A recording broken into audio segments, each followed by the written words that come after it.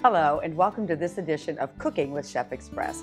My name is Jan Thompson Goldsmith, and today we're going to be featuring a recipe from the Vegetarian Meals Cookbook. It's not only colorful, it's nutritious, it looks beautiful, and it tastes really, really good. And what I like is it doesn't have a whole lot of useless calories to it because it's mostly vegetables.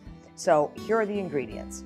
And I have extra vegetables here just because I want to give you an idea of, you can use just about any kind of vegetables you want to roast. So we have some Brussels sprouts, some onions, some peppers, zucchini and squash, some multicolored carrots, and then for the herbs, we have some chives and basil. Again, you can use anything you want there too, and pasta, salt and pepper, and olive oil.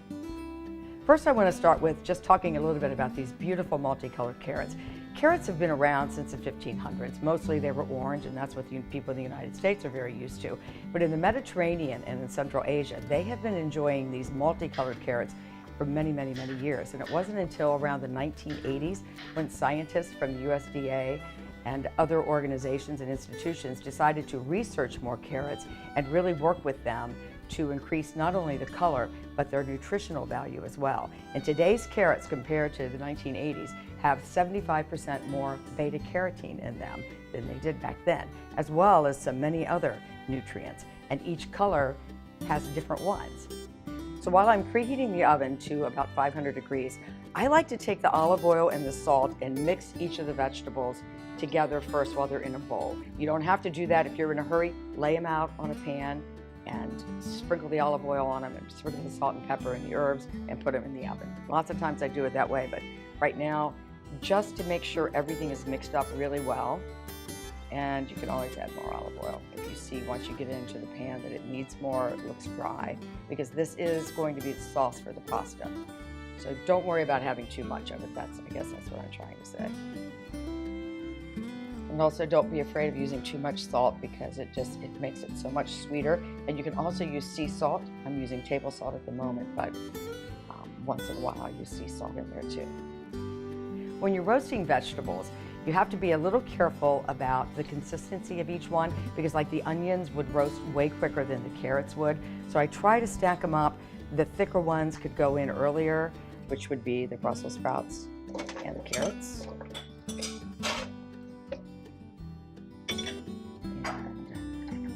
Pepper in them, but I like pepper if you like it. I like to do it this way because then I really get to see exactly how much pepper is there. Then goes in the oven. So while the first pan is cooking, now we're going to get ready and put the second pan in. It's always nice to put the onions in the middle because they have such good flavor and they flavor the other vegetables too. Peppers start off as green, and the longer they stay on the vine, then they turn red and yellow, and that breaks down the chlorophyll, and it also adds other compounds like sugar, so they become much more mild and sweeter tasting than the green ones. The oven is set at a really high temperature, 500 degrees. I like to go in at about 5 or 10 minutes after it's been in the oven just to stir them up, just to check on how they're doing. If they're really starting to cook really well, then it's time to put the other vegetables. Okay, I've added a little salt to the water, and with this dish it's nice to use a thicker pasta that has some texture so that all of the different flavors can all meld in it. So after 10 minutes in the oven, I stirred the Brussels sprouts and carrots and then added the other vegetables and left them in for about another 10 minutes. I checked after 5 minutes just so I could stir these up too, but you can see how nice and brown and crispy they got. So now we take the pasta out. Put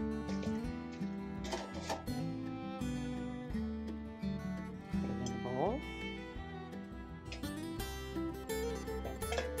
And we will put this in fast motion. Here's another thing that's always a good thing to do is before you throw the water out from the pasta, take about a cup. That's always great moisture to add. If you don't want to add more olive oil to it, always you could just add that and it kind of fluffs up the pasta again. All right, so here we go.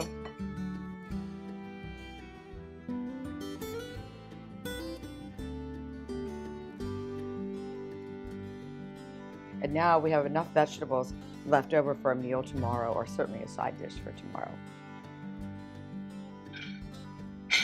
Now the true test.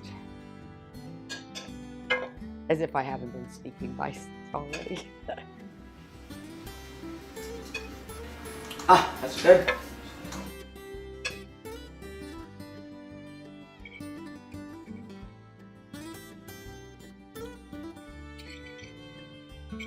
It's just so good. It's amazing to me all the time how olive oil and salt can just turn these vegetables into such a sweet, sweet dish. This is really good. And I'm really hungry. So until next time, thank you so much for watching, and we'll see you then.